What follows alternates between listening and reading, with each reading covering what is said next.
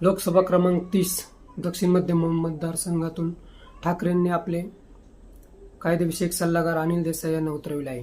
खरे तर हाच मतदारसंघ मनोहर जोशींचा होता. 2014ला त्यांचा शिष्य त्यांच्यावर भारी पडला होता. पुन्हा 2019ला राहुल शेवाळे यांना ठाकरेंनी संधी दिली. त्यांनी काँग्रेसच्या एकनाथ गायकवाड यांचा पराभव केला. आताही काँग्रेसला हाच मतदारसंघ हवा होता. अनिल देसाई यांच्यासाठी सुरक्षित मतदारसंघ ठाकरे सोडू इच्छित नव्हते.